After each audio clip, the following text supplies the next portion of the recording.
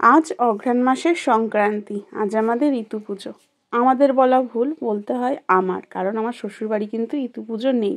আমার শাশুড়ি মাও উপোস করতো, বিয়ের পরে যেহেতু আর নেই তাই আর করে না। আমিও কিন্তু একটা বছর করেছিলাম না উপোস, জানো তো, কিন্তু আমার ক্ষতি হয়েছিল। কথায় আছে ইতু মায়ের ঘট নাকি ফেলতে নেই, সাথে করে নিয়ে যেতে হয়। তো ঘট তো আনতে পারিনি, গায়ে উপোস থাকতে কী দোষ। প্রত্যেকবার অবশ্য এরকম গায়ে উপোস থাকি না, আমি আমার বাড়িতে চলে যাই। আমার কাকি পুজো করে, আমার ঘরটাও সেখানে থাকে, আমিও উপোস করে হাতে হাতে কাকির সঙ্গে কাজ করি। কিন্তু এবার আমাদের বাড়ি অসুচ পড়ে গেছে, মানে আমার এক ঠাকুমা মারা গেছে, আমার বাবার কাকি, এর জন্য আর পুজো হবে না।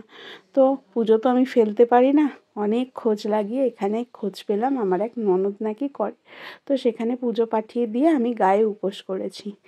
তো হঠাৎ করে কি হলো জানো তো, হঠাৎ করে আমার অন্য উপোস হয়ে গেল। সত্যিই গো, এক উপোস করতে গিয়ে আর এক উপোস হয়ে গেল। এখন বাজে সকাল 12:30, সকাল না, দুপুরই হয়ে গেছে। 12:30টায় কি আর সকাল থাকে? স্নান ধান করে, শ্যাম্পু করে, শাড়ি টাড়ি পরে, পুজো গুছিয়ে চলে গেলাম মায়ের কাছে, মা মনসার কাছে। আমাদের বাড়িতে না দুদিন সাপ এসেছিল। বাড়িতে সাপ এলে নাকি মাকে পুজো দিতে হয়, মাকে সন্তুষ্ট করতে হয়। ছোট ছোট বাচ্চা নিয়ে আমার সংসার, দুটো তো এখনও ছোট, বড়টাও ছোট, সে এখনও হাতে পায়ে বড় হলেও মন থেকে কিন্তু এখনও বড় হয়নি। 8 বছরের বাচ্চা, সে আর কি বোঝে বলো। একবার তো কালার সাপ ঢুকেছিল, ভয় লাগে না? মা মনসা আমাদের যেমন ভয় দেখাতে জানে, তেমন কিন্তু আগলে রাখতেও জানে। আমাদের যেখানে দোকান ছিল সেখানে কিন্তু মা মনসার একটা থান ছিল, কিন্তু সেই দোকানটা আর নেই। বড় অভিমানে আর প্রতি বছর পুজো দেওয়া হয় না, তাই এইখানেই পুজো দিয়ে দিলাম। এটা আমাদের জেঠিমাদের বাড়ি, এখানে মা মনসার থান আছে, এখানেই পুজোটা দিয়ে দিলাম। দেখো, সত্যি কথা, ভগবান কিছু না চাইলে না পৃথিবীর একটা পাতাও কিন্তু নড়তে পারে না। মা যে কখন কার হাত দিয়ে কিভাবে পুজো নেয় কেউ বলতে পারে না। করলাম আমি ইতু পুজোর উপোস, তাও আবার গায়ে উপোস থাকলাম।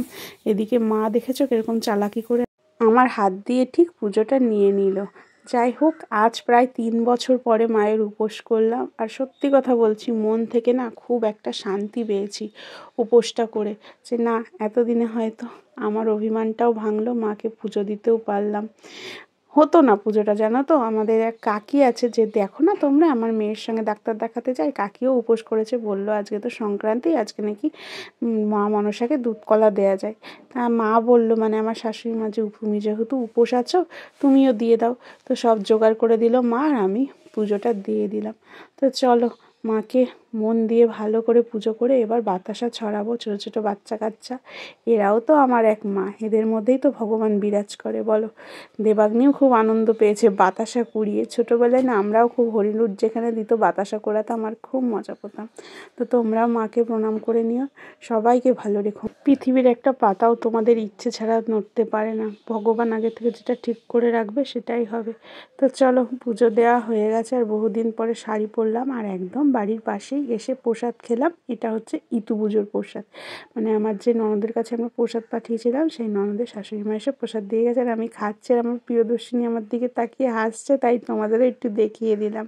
তো চলো, বাড়ি এসেই সেদ্ধ ভাত খেলাম। একটা লঙ্কা সেদ্ধ দিয়েছিলাম, আর দিয়েছিলাম আলু সেদ্ধ, ঘি সেদ্ধ, আর একটু বেগুন সেদ্ধও দিয়েছিলাম।